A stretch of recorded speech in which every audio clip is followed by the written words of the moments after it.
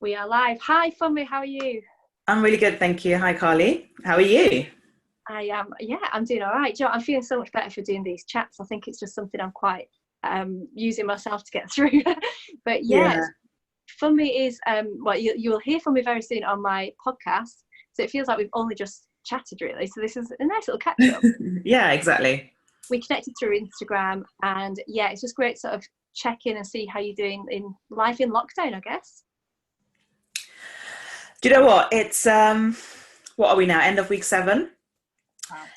Feels like it's just, I know, feels like this is the new normal. Like, we've first few weeks was hard, just getting used to some sort of routine. I think I love planning and I love routine, but when we went into lockdown, I thought there's no point to having a routine because my work schedule was sort of all over the place, and my daughter, I just didn't know how she'd be from day to day. And then I thought, well, she has a routine at nursery. She knows when breakfast is, she knows when lunchtime is, snack time and everything. And I thought, actually, if she is also completely thrown out of her usual routine, why not give her a little bit of structure where I can? So then actually it's helped me, my husband, who is working full time still, and her, just to have a bit of a loose structure for our day so that I can say to her, right, it's breakfast time now, it's snack time now, we'll have lunch here, we'll go for a walk then. And it just, I guess, helped her to also be a bit more prepared for the day, and definitely sets me up much better as well. So yeah, it'll feel strange when they say that lockdown is sort of over, you know?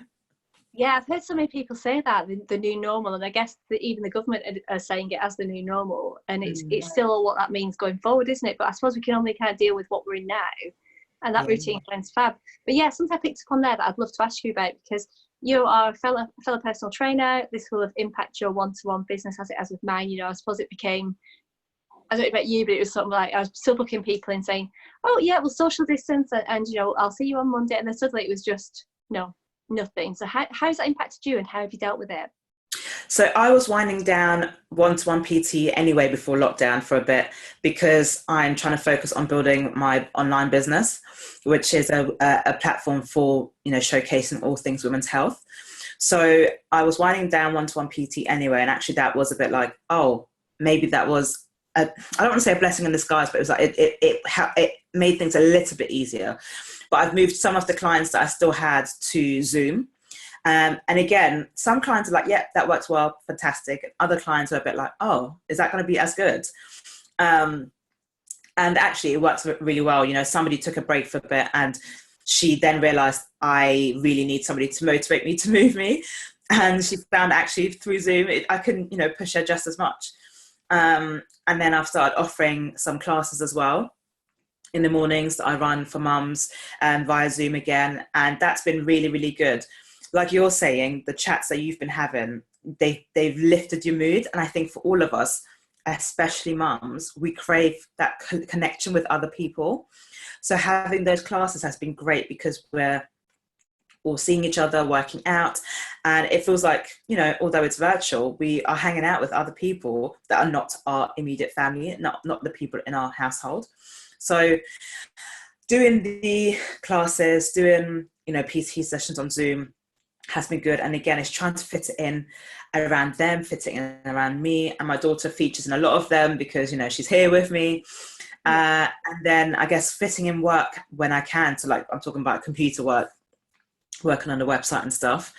Again, that kind of, I tried to fit that into my schedule because again, before I had that routine, again, I found like I wasn't getting anything done. I got to the end of the day and I was like, I've done nothing. And actually, if I've said to my daughter, right, mummy's going to work for an hour, you watch TV. After this hour, we'll have some playtime. That helped me to say, right, I've got to be really focused in that hour, then have another hour later in the day. I've also been waking up earlier to try and get a little bit of work done, and again, staying up late. So that's kind of how I've tried to juggle it a bit. It's sort of working, but it does also mean I sort of work 7 days a week. So whenever I can fit it in, I'm doing something.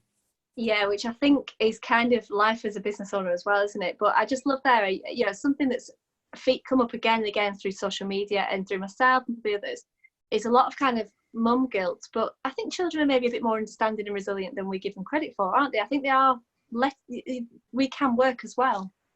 100%. I think you're so right in what you said about number one, kids are so much more resilient, and two, I read a post the other day about parental fatigue and how we are so drained because we're constantly trying to entertain our kids. But actually, it's good for them to be bored sometimes.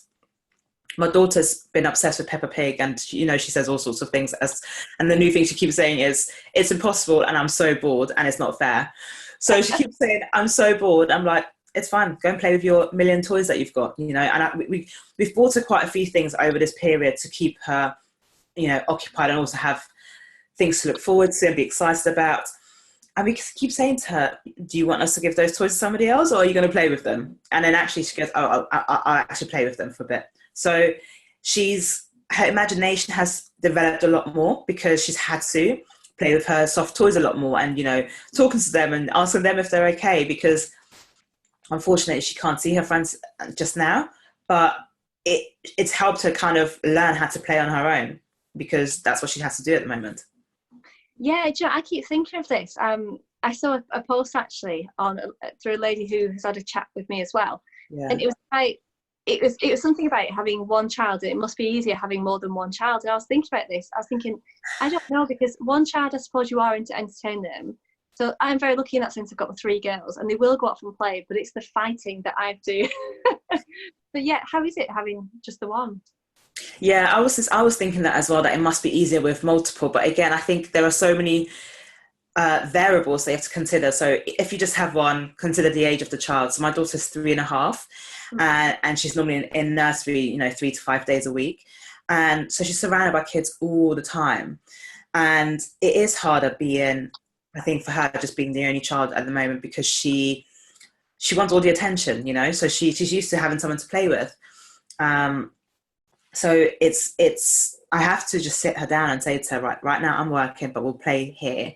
And some days, she's great with it. Other days I have to bribe her. And then some other days, she's like, no, I'm not having it. So I just have to, in that sense, it's quite good that I am self-employed, because nobody's waiting for me to complete something.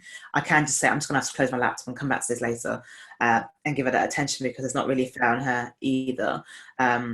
She's not chosen to be in the situation. So yeah, my sister-in-law has 3 kids, and I keep asking her, is it easier because they've got each other to play with? And actually she's saying yes in some senses, but no, every 2 minutes they're fighting about something. So I'm just having to break up the fight. So actually, no, it's not easy. I don't think it's easier for anybody. It's just different. Oh, who's that? Your sister or your sister-in-law? My sister-in-law has 3 kids, yeah.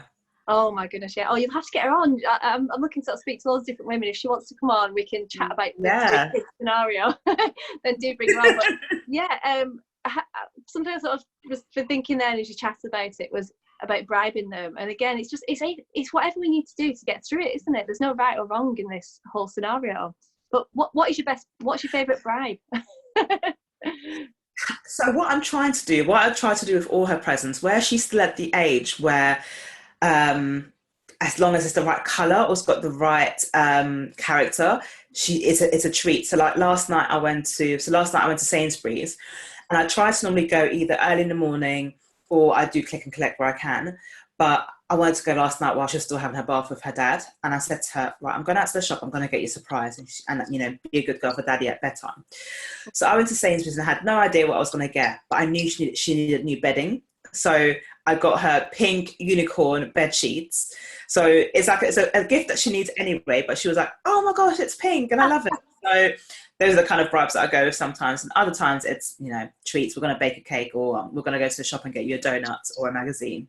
It depends on the day, depends on how much planning I'm able to do. Like before lockdown, we actually tried to do a shop and buy her a few things that we could sort of drip feed her.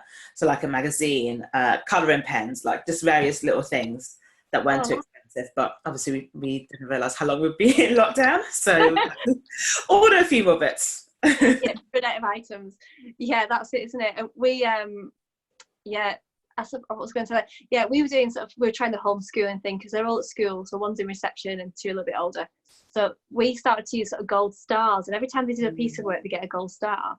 And that's kind of filtered into everything else. So if they're not quite going to bed as they should be doing, I'm kind of using, if you go to sleep well, you get a gold star, and once you get so many stars, you'll get Yeah. It doesn't always work, but yeah, it's whatever system works for you, isn't it? Yeah, I mean, we've tried that. We had that as well. We had I printed out an Elsa sticker chart because that's, her favorite. And again, in the first couple of weeks, that worked quite well. And then, like you say, you kind of start using it for everything. You get a gold sticker for this, you get a gold sticker for that. But then it's funny because then I think she got bored of that, and she hasn't even asked me for a gold sticker. Her chart's full, and she hasn't asked me to print her a new one.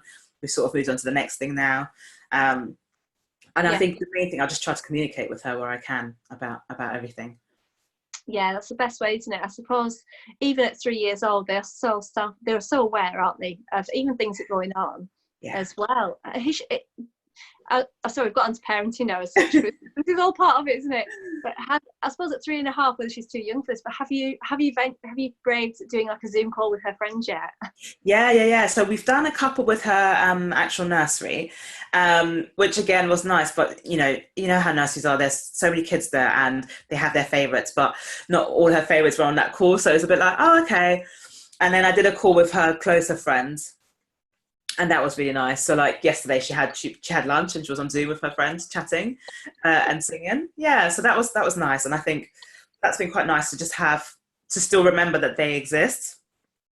I think you're right, she is young, but because it's so interesting watching, I think, her generation grow up, because we are so into our tech, aren't we? Like she knows how to unlock my iPad, she knows how to swipe across to get to kids' YouTube, she knows how to swipe on my phone. So I think she's seen us doing a lot of video calls with our family.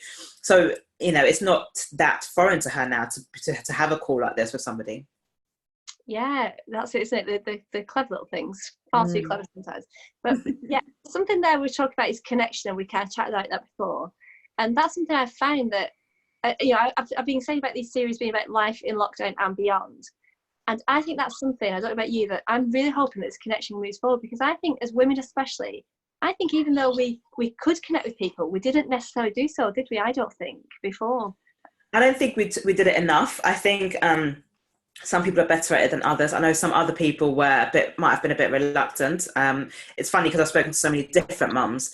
Some mums who all they do is go out because they just don't want to be stuck at home with their little ones.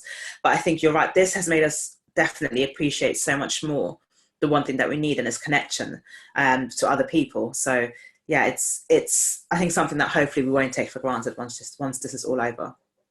I hope not. And something else I thought about in another chat was, can you imagine if it was like 100 years ago and we didn't have any of this technology? It's been an absolute godsend, hasn't it? Honestly, my friends and I have said this so many times. How would we chat? How would we do anything? I mean, of course we wouldn't miss it, because we wouldn't miss the technology because we wouldn't have it, but the connection, there would be no way for us to connect, other than accidentally bumping into each other, I guess, somewhere. But I am very grateful for this happening during this time. Yeah, me too. And we're getting there. I think we are slowly starting to kind of come through it. But like you say, what is the new normal and how is it going to be forward? But we can only do our best, can't we? We can just kind of take it step by step.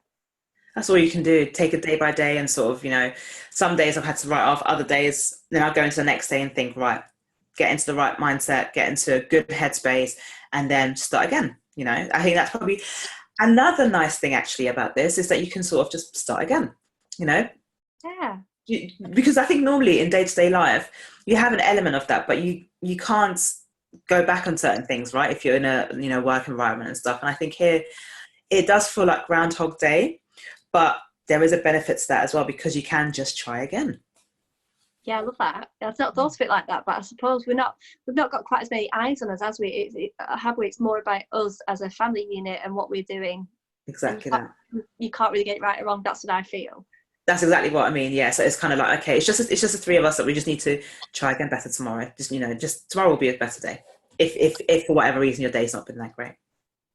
Yeah, and I think that's the perfect place to leave it on, and that's such a good message for anybody watching this. Is just take that pressure off and start again, I guess. Yeah. Yeah.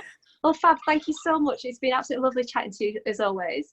Thank you for having me. I'm sure we'll catch up again. But take care, and I will speak to you soon. See you soon. Take care. Bye.